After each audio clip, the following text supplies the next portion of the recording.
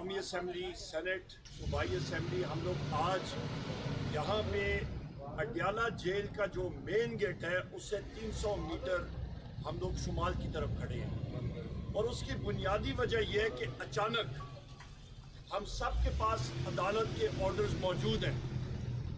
ہمارے محبوب قائد وزیر اعظم پاکستان جناب عمران خان صاحب پابند سلاسل ہیں ان دیواروں کے پیچھے، اور ہم جو ان کے جانثار یہاں پہ کھڑے ہیں، عدالت کے آرڈرز کے باوجود ہمیں ان سے ملاقات نہیں کی جا رہی، اور وجہ کہ سیکیورٹی تھریٹ ہے. ہم اس چیز کی شدید الفاظ میں اس پابندی کی مزاحمت کرتے ہیں. یہ پابندی، یہ ٹوٹل ایک بوگس پابندی کی پابندی انہوں نے ڈکلیئر کی ہے. اس کی نہ قانون اجازت دیتا ہے. اس وقت اڈیالہ جیل کا سپرنٹینڈنٹ بھی یہاں پہ موجود نہیں ہے. جو اسسٹنٹ سپرنٹینڈنٹ ہے ان کو میں نے بلایا کہ یہاں پہ آ کے ہم سے بات کرے اور بتائے، اور وہ بھاگ گیا. کوئی سٹاف کا ممبر سامنے آنے سے انکاری ہے. ان کو ہم لوگ قومی اسمبلی میں بلائیں گے. ہمارا استحقاق مجروح ہوا ہے، ان سے پوچھ گچھ کریں گے. پنجاب اسمبلی میں ہمارے جو ساتھی ہیں پبلک اکاؤنٹس کمیٹی کے، اس پہ ہم لوگ اڈیالہ جیل کی جو اخراجات ہیں، جو افسران کی کرپشن ہے، اس کی جانچ پڑتال کرائیں گے انشاءاللہ. اس کے ساتھ ساتھ میں یہ بھی کہتا چلوں کہ کورٹ کے آرڈرز، فیصل جاوید صاحب بھی یہاں پہ موجود ہیں، ان کے کورٹ آرڈرز میں اور باقیوں کے بھی واضح طور پہ یہ لکھا گیا ہے کہ کسی سیاسی لیڈر یا ممبر کو اپنے قائد، محبوب قائد وزیر اعظم عمران خان صاحب سے نہ ملنے دیا، غالباً 25,000 روپے کیا جرمانہ، 25,000 روپے جرمانہ انہوں نے عائد کرنا ہوگا جیل کے حکام نے. انہوں نے یہ پابندی 2 ہفتوں کے لیے لگائی ہے. ہم لوگ اس کو کنڈیم کرتے ہیں.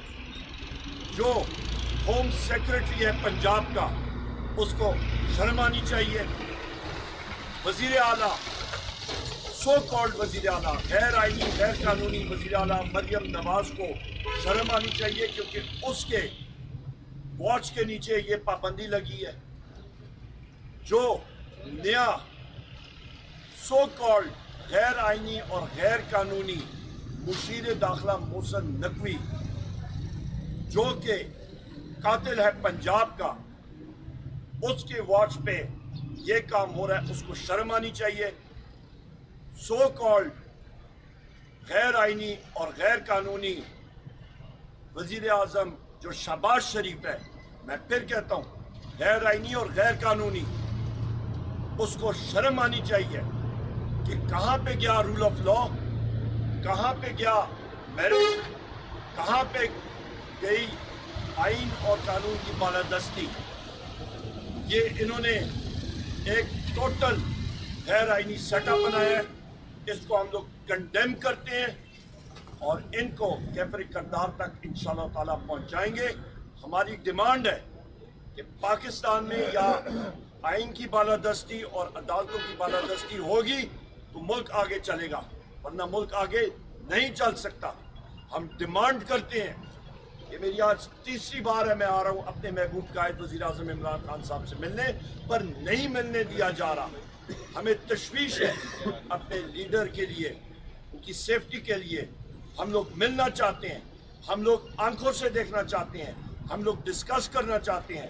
سینٹ کا الیکشن کا شیڈیول آ چکا ہے، پر یہ کرپٹ حکومت یہ اس میں روڑے اٹکا رہی ہے کہ ہم لوگ اپنے محبوب قائد وزیر اعظم عمران خان صاحب سے سینٹ کی سیٹوں کے بارے میں کوئی گفت و شنید نہ کر سکے. انشاءاللہ تعالی ہمارے سینیٹرز آئیں گے اور پاکستان تحریک انصاف انشاءاللہ تعالی جیت کے دکھائے گی. بہت شکریہ. اچھا سر، یہ بتائیے گا کہ سینٹ کا الیکشن آ رہا ہے، شیڈول بھی اس کا آ چکا ہے 15 تاریخ سے، تو کیا حکمت عملی ہوگی اس دفعہ؟ کیونکہ آپ کو این اے کی جو سیٹیں تھیں مخصوص نشستیں، وہ بھی آپ کو نہیں دی گئی، وہ دوسری جماعتوں کو دے دی گئی. تو اب سینٹ کے الیکشن میں کیا حکمت عملی ہوگی آپ کی؟ بہت اچھا سوال ہے. اس سے پہلے سینٹ کے الیکشن میں بدقسمتی کے ساتھ لین دین کے बाजार जो है वो मुख्तलिफ जगहों में बरा है, मुख्तलिफ सूबाई असम्बली में, वो सब ये कोई छुपी देखी बात नहीं है। और अल्हम्दुलिल्लाह हमारे मेंबरान जो हैं वो चट्टान की तरह खड़े हैं और खड़े रहेंगे। उसकी वजह ये है कि हमारे मेंबर सूबाई असम्बली हो गए या कौमी असम्बली हो गए, वो एक आग का दरिया अबूर करके आए हैं और वो इमरान खान साहब की कॉल पे लबैक कहेंगे और हमारे जो नुमाइंदा होंगे सेनेट के उन पे इंशाअल्लाह ताला वो मोहर लगा के उनको कामयाब करेंगे। बहुत शुक्रिया। लेकिन सर ये बताइएगा कि एक शुरीत ये भी है कि सेनेट इलेक्शन तक का इंतज़ार किया जा रहा है कि ये प्रोसेस मुकम्मल, पहले सदारती इलेक्शन हुआ, PM का इलेक्शन, सदारती इलेक्शन हुआ, अब सेनेट के इलेक्शन की तरफ जा रहे हैं। सेनेट इलेक्शन के बाद KP में गवर्नर राज जो है वो लगाने की बातें की जा रही हैं, इसके बारे में क्या कहें? या इस तरह की गलती उन्होंने की तो वो आग से ये हुकूमत खेल रही होगी। अभी सितम ज़रीफ़ी पाकिस्तान में ये है कि सदर हाउस में जिस्मानी तौर पे एक मफलूज सदर को उन्होंने गैर आइनी और गैर कानूनी तौर पे बिठा दिया, जो कि फंक्शन कर ही नहीं सकता बदकिस्मती से। दूसरी तरफ वजारत उज़्मा की कुर्सी पे गैर आइनी और गैर कानूनी तौर पे एक वज़ीर आज़म और उसकी काबीना को बिठाया गया है जिनके पास मैंडेट ही नहीं है, जो कि फॉर्म 47 का मैंडेट चुरा के उधर आए हैं, जो पाकिस्तान की अवाम उनको रिजेक्ट कर चुकी है। और इस काबीना की मिसाल मरकज़ी हुकूमत में, चाहे वो पंजाब में हो, उनकी ये मिसाल है 0 जमा 0 जमा 0, यानी कि 0 जमा 0 जमा 0 ज़रबे 0 तकसीम 0 करें, उसका जवाब आपको 0 ही आएगा। है टोटल 0। महंगाई का हाल देख लें, रमज़ान शुरू है, सारी कौम को पहला रोज़ा मुबारक। अल्लाह ताला आपकी इबादत कबूल फरमाएं और आपके दर्जात बुलंद करें। और आज के दिन में जो महंगाई हो रही है, आप रेट देख लें। इस वक्त रस्ते से मैं बाज़ार से आ रहा था, 400 रुपये किलो मुर्गी का रेट है। प्याज जो है तकरीबन 350 रुपये से ज़्यादा हो रहा था किलो। अभी मैं बाज़ारों में यही रेट देख के आ रहा था। एक मेहनत का शख्स किस तरह गुजारा करेगा? और बिजली के रेट इस गर्मियों में आप याद रखिएगा, 95 रुपये से लेके 100 रुपये यूनिट तक ये बिजली पहुंचेगी और ऊपर से लोड शेडिंग होगी। और इसका मुआवजा कर लें, आज से 2.5 साल पहले पाकिस्तान तहरीक इंसाफ के दौर पे 17 रुपये यूनिट थी बिजली। उमर अयूब साहब, ये बताइएगा कि आप अब कौमी असम्बली में हैं, अपोजिशन को आप लीड भी करेंगे, तो ये बताएं कि आपका फोकस दांदी है या जो इस वक्त आवाम महंगाई में पिस रही है या जो मजीद टैक्सेस लगाने जा रही है हुकूमत, आपका ये प्रायोरिटी है या आपकी अपनी प्रायोरिटी है? बहुत अच्छा सवाल है आपका। यही वो प्रायोरिटी है, अवाम ही हमारी प्रायोरिटी है, जिसकी वजह से हमने IMF को खत लिखा कि ये चोर यहाँ पे बैठे हुए हैं और आलमी बैंक का, एशियन डेवलपमेंट बैंक का और IMF का जो कर्जा आ रहा है, हमें यही अंदेशा है कि ये चोर जो है इस अमाउंट को, इस रकम को हड़प कर जाएंगे। इनकी पेट में जितनी ये रकम है ये इधर उधर खुर्द-बुर्द हो जाएगी और पाकिस्तान की अवाम जो है वो इससे महरूम होगी, इससे मुस्तफीद नहीं हो सकेगी।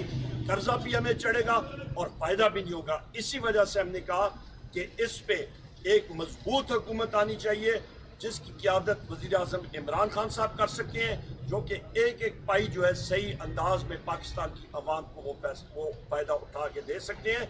और हमारा ये काम होगा कि इंशाअल्लाह ताला इनके ऊपर कड़ी नज़र भी रखेंगे और इनका एहतसाब भी करेंगे। IMF को जो आपने खत लिखा था, उन्होंने जो आपको जवाब दिया है वो कोई आपकी तौक़ात के बरक्स तो नहीं है? IMF एक आलमी इदारा है और उसके मुताबिक वो अपना खत लिखते जाएंगे। हमारा काम अपनी आवाम के साथ जो सोशल कॉन्ट्रैक्ट है वो है, और वो किया गया वादा ये है कि हम लोग हकीकी आज़ादी के लिए काम करेंगे और पाकिस्तान की आवाम की तर्जुमानी जिन जिन असम्बलियों में हमें मुंतखब किया गया, और वो पाकिस्तान की सब असम्बलियों में है। सिर्फ कौमी असम्बली की बात करूँ, 180 सीटें पाकिस्तान तहरीक इंसाफ की हैं।